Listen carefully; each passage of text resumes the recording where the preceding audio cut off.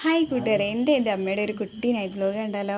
6:30 വിളക്ക് കത്തിച്ചു, സന്ധ്യാനാമമൊക്കെ ചൊല്ലിയിട്ട് ഫ്രിഡ്ജിൽ നിന്ന് വലിയൊരു മാങ്ങ എടുത്തിട്ട് വന്ന് കട്ട് ചെയ്ത് തന്നു കേട്ടോ. എനിക്ക് നല്ല മധുരം ഉണ്ടായിരുന്നു. എനിക്ക് ഒരുപാട് ഇഷ്ടമാണ് മാങ്ങ കഴിക്കാൻ, അതുകൊണ്ട് തന്നെ ഞാൻ ഒരുപാട് കഴിക്കുകയും ചെയ്തു. അമ്മയും കഴിച്ചു, മാമനും കൊടുത്തു. പിന്നെ 2 ഞങ്ങളുടെ വീട്ടിൽ ഒരു ഗർഭിണിയായ പശുവുണ്ട് കേട്ടോ.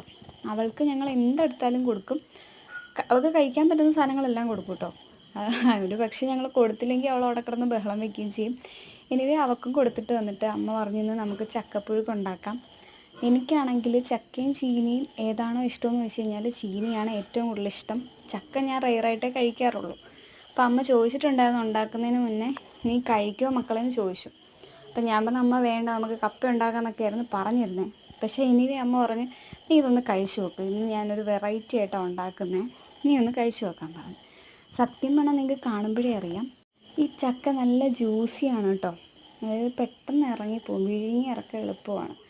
പിന്നെ അതിൻ്റെ കൂടെ അമ്മ ഇന്ന് ഉണ്ടാക്കി തന്ന ചമ്മന്തി ഞാൻ ഇതുവരെ കഴിച്ചിട്ടില്ല. മാങ്ങ അച്ചൊക്കെ അരച്ചുകൊണ്ട് മാങ്ങയുടെ ഒരു ഫ്ലേവർ ഉണ്ടായിരുന്നു.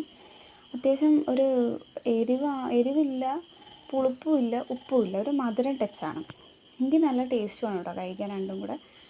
അമ്മ പണ്ട് തൊട്ടേ എന്ത് സാധനം ഉണ്ടാക്കിയാലും എനിക്ക് തന്നിട്ട് ഞാനത് നല്ലതാണെന്ന് പറയുകയാണെങ്കിൽ അമ്മയ്ക്ക് എന്തോ അവാർഡ് കിട്ടിയതുപോലെ അമ്മയുടെ എക്സ്പ്രഷൻ. അത് സത്യം പറഞ്ഞാൽ കാണുമ്പോൾ എനിക്ക് ഭയങ്കരമായിട്ട് ചിരി വരും. അത് എന്താ പറയുക, എല്ലാ അമ്മമാരും അങ്ങനെ ആയിരിക്കുമല്ലേ. എനിവേ ഞാനിത് ഫുള്ള് കംപ്ലീറ്റ് ചെയ്തു.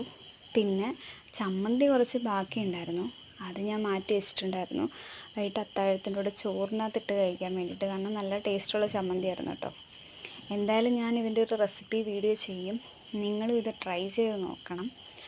പിന്നെ എൻ്റെ അമ്മയാണെങ്കിൽ ചക്ക കഴിക്കുന്നത് നിങ്ങൾക്കൊന്ന് കാണിച്ചു തരാം.